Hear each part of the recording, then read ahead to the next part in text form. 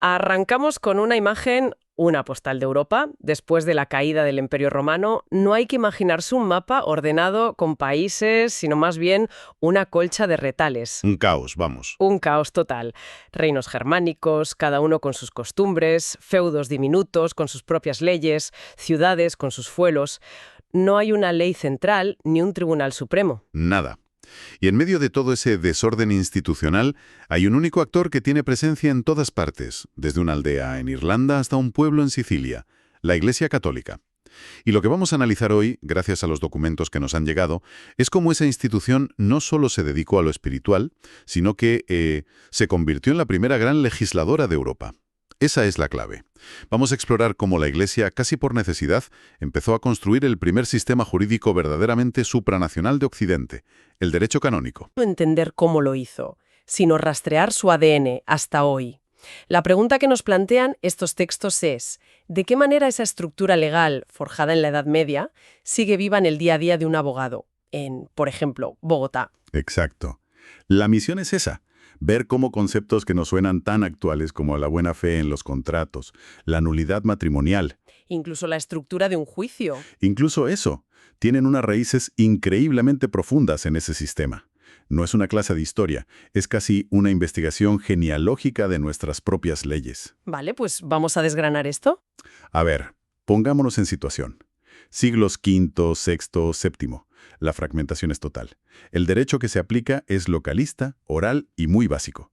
Un señor feudal imparte justicia bajo un roble, basándose en la costumbre. Claro. Mientras tanto, la Iglesia es la única organización con una estructura paneuropea. Tiene una jerarquía clara, del Papa al último párroco, tiene un idioma común, el latín, y fundamental, tiene gente que sabe leer y escribir. Y mantiene archivos. Es la única memoria institucional del continente. Exacto. Es la única que puede pensar a largo plazo y a gran escala. Claro. Mientras un rey godo está pensando en la siguiente batalla, la Iglesia está pensando en la organización de la cristiandad para los próximos 100 años. Y de esa estabilidad nace su vocación por poner orden, por crear normas. Al principio sus fuentes eran un poco como el resto del panorama. Un batiburrillo. Un caos también. Pues sí, por un lado, las decisiones de los grandes concilios, como el de Nicea. Por otro, los escritos de los padres de la Iglesia, San Agustín, por ejemplo, que eran más bien reflexiones teológicas y morales. Y luego, los decretos de los papas. Pero todo esto estaba disperso, sin un sistema coherente. O sea, muchas reglas, pero no un sistema de derecho. Eso es, muchas normas, poca estructura. Entiendo. Era como tener un montón de ladrillos, vigas y tejas, pero sin los planos para construir el edificio. Y entonces, ¿cuál fue el momento en que alguien sacó los planos y dijo, vamos a construir algo coherente con todo esto? Ese momento tiene un nombre y una fecha aproximada. Graciano, hacia el año 1140. Graciano era un monje y jurista, probablemente de Bolonia, que es la cuna de las universidades europeas. Y lo que hace es una obra que cambia la historia del derecho occidental. Se llama La Concordia Discordantium Canonum, que se traduce como Concordancia de los cánones discordantes. El título ya es toda una declaración de intenciones. No se trataba solo de copiar y pegar. Para nada. Ahí está su genialidad. Graciano no se limita a hacer una lista. Coge miles de normas acumuladas durante un milenio que a menudo se contradecían entre sí y hace algo revolucionario. ¿El qué? Las ordena por temas, las analiza, presenta los argumentos a favor y en contra de cada postura Y finalmente propone una solución razonada para armonizarlas. Es que vamos, el mérito de Graciano no es ser un recopilador. No. Su mérito fue meterse en ese lío de normas y poner orden. Dijo, a ver, esta norma de un concilio del siglo IV choca con esta otra de un papa del siglo IX. ¿Cómo lo solucionamos? Le dio al derecho canónico un método científico, una lógica interna. Exacto. Convirtió ese montón de ladrillos en un edificio habitable. O sea que Graciano crea el software del sistema, por así decirlo, el método para que todo funcione de forma lógica. Pero claro, un sistema así necesita hardware para aplicarse y actualizaciones constantes. ¿Cómo consiguió la Iglesia que este sistema no se quedara obsoleto y que además se aplicara desde Portugal hasta Hungría? ¿Cuál era el mecanismo? Pues el mecanismo fue el poder legislativo del Papa, que se materializó a través de una figura jurídica clave, las decretales. Decretales. Sí. Una decretal, en esencia, era una carta del Papa respondiendo a una consulta jurídica concreta que le llegaba de cualquier rincón de la cristiandad.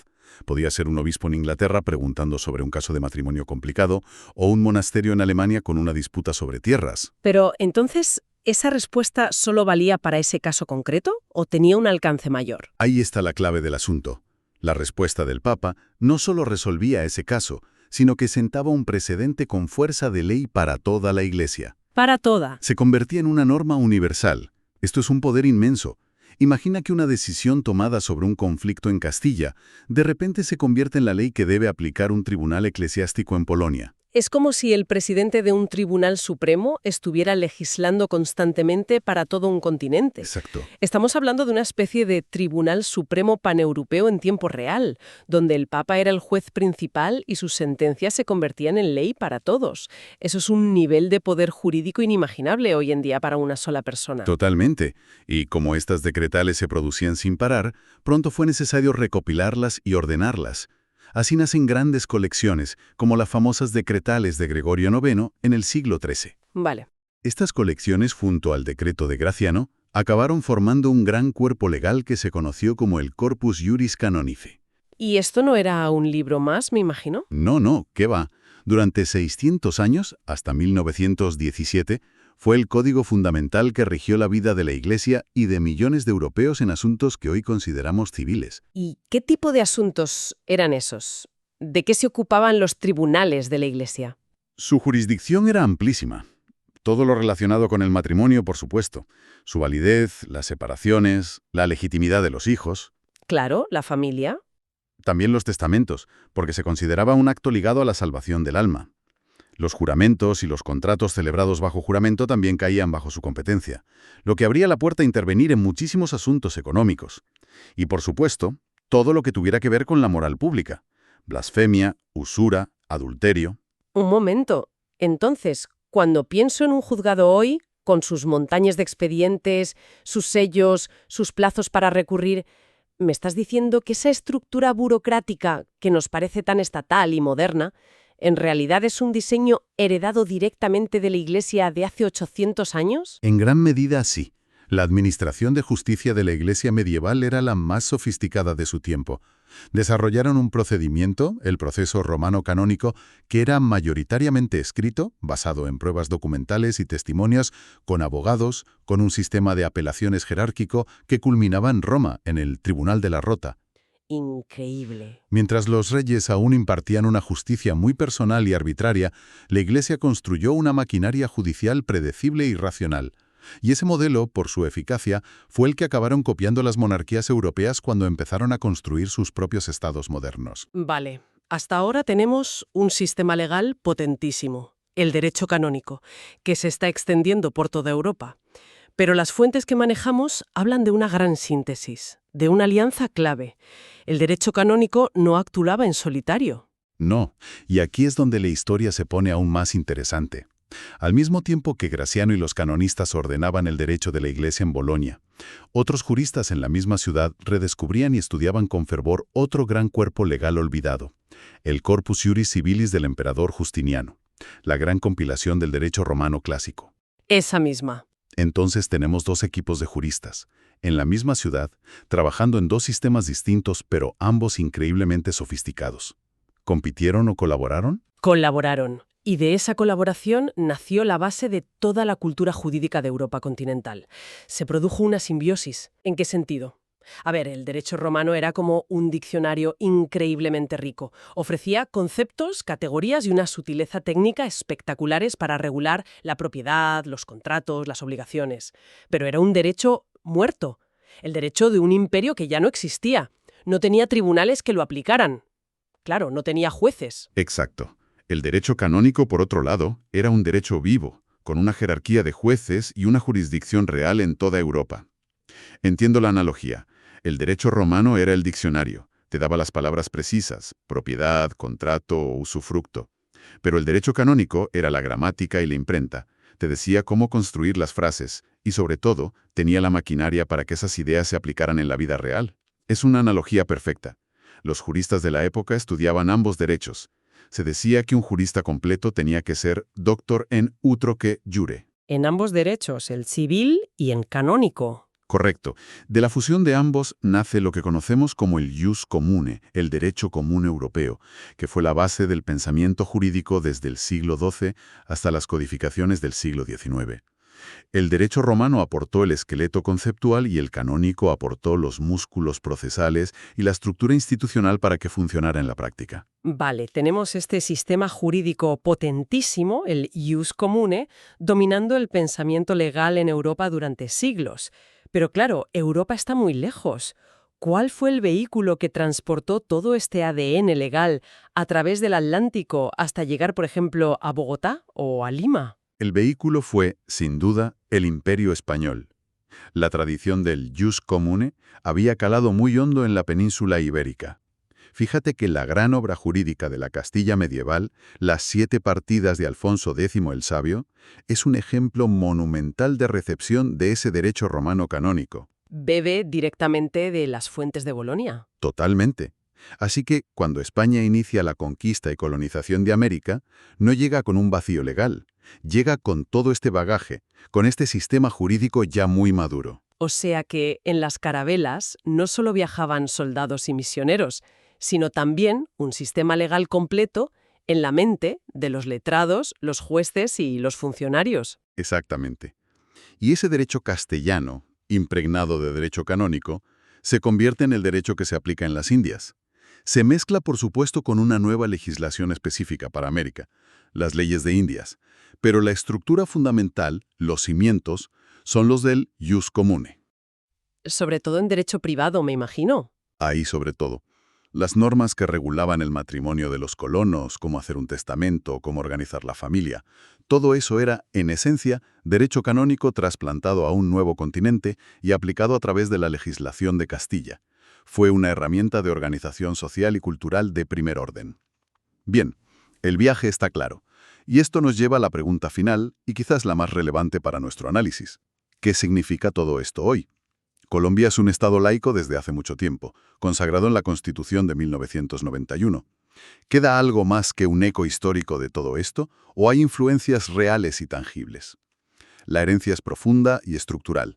A veces es invisible porque forma parte del paisaje, pero está por todas partes. Pensemos, por ejemplo, en la tradición del proceso escrito en el derecho civil. Aunque hoy se está impulsando con fuerza la oralidad en los juicios, la base de nuestros procedimientos, la lógica del expediente, de la prueba documental, de ir acumulando papeles, esa es una herencia directa del proceso romano canónico que mencionábamos antes. Es verdad, a veces mis colegas abogados se quejan de lo formalista y lento que puede ser el sistema. Parece que están luchando contra una tradición que empezó en el siglo XII. Pues puedes decirles que así es. Otro ejemplo clarísimo es la figura de la nulidad matrimonial. Es fascinante que en Colombia hoy coexistan 2 vías para anular un matrimonio. La nulidad civil ante un juez del Estado y la nulidad eclesiástica ante un tribunal de la Iglesia. Exacto, que además puede tener efectos civiles. Exacto, a través de un procedimiento llamado executor. Esto es un legado directo de esa dualidad de jurisdicciones que existía en la Edad Media. Es la historia viva en el Código Civil. Y más allá de figuras concretas, ¿qué hay de los grandes principios que informan todo el sistema? Pienso en conceptos como la equidad o la buena fe, que son pilares en el derecho de los contratos. Ahí la conexión es aún más profunda si cabe. El derecho romano clásico era muy formalista. Si el contrato cumplía las formas, era válido y punto. La forma por encima del fondo. Eso es. Fueron los canonistas quienes, influidos por la teología moral, introdujeron con mucha fuerza la idea de que la validez de un acto no depende solo de la forma externa, sino de la intención interna, de la conciencia. El principio de la buena fe no es solo actuar conforme a la ley, sino hacerlo con honestidad, sin malicia. Sin intención de engañar. Claro. Esa dimensión ética, que hoy es fundamental en el derecho privado colombiano y en casi todo el mundo occidental, es una importación directa del pensamiento canónico. Es increíble cómo una idea teológica sobre el pecado y la conciencia acaba convirtiéndose en un artículo del Código de Comercio que regula las transacciones empresariales. Y hay una conexión más, que las fuentes que analizamos sacan a la luz, y que es casi contraintuitiva, los llamados métodos alternativos de solución de conflictos, los MASC. La mediación, la conciliación, Todo eso que parece a última moda. Esa misma. Evitar el juicio a toda costa. Espera, ¿me vas a decir que la mediación moderna tiene raíces en un párroco intentando resolver una disputa entre vecinos en un pueblo de la Castilla del siglo XIII? Pues en cierto modo sí. La Iglesia, como pastora de almas, siempre promovió la paz y la reconciliación. Antes de llegar al litigio formal, que era visto como una ruptura de la caridad cristiana, existían muchas prácticas pastorales. Como las amonestaciones, me imagino. Las amonestaciones, la mediación del obispo o del párroco en conflictos familiares o de herencias, la búsqueda del perdón, todo eso son antecedentes conceptuales muy claros de lo que hoy llamamos conciliación. La idea de que la mejor justicia no es la que se impone en un tribunal, sino la que las partes acuerdan, tiene una resonancia canónica muy potente. O sea que, resumiendo todo este viaje, lo que nos dicen las fuentes es que el derecho canónico fue mucho más que un conjunto de normas para curas. Fue la argamasa jurídica que unió a Europa cuando no había nada más. El primer gran sistema legal supranacional. Y fue el socio indispensable del derecho romano para crear el jus commune, que es la matriz intelectual de la que nacen nuestros códigos civiles. Y aunque hoy vivamos en un estado laico y las normas tengan otro fundamento, La arquitectura lógica, la forma de razonar, las instituciones procesales y muchos principios fundamentales del derecho colombiano son herederos directos de esa tradición milenaria. Comprender esta genealogía es entender mejor la lógica profunda de nuestro propio sistema. Y esto nos deja con una reflexión final, una idea para seguir dándole vueltas. Las fuentes se centran, con mucho acierto, en el legado técnico y estructural. Pero esto inevitablemente nos lleva a una pregunta más profunda. Si la forma de nuestro derecho, el proceso, los tribunales, la prueba documental, está tan profundamente heredada de un sistema basado en principios teológicos y morales muy específicos, ¿hasta qué punto esos valores subyacentes, de manera consciente o inconsciente, siguen moldeando hoy nuestra interpretación secular de lo que es la justicia, la equidad o la buena fe? ¿Es posible separar por completo la técnica legal de la visión del mundo que la originó?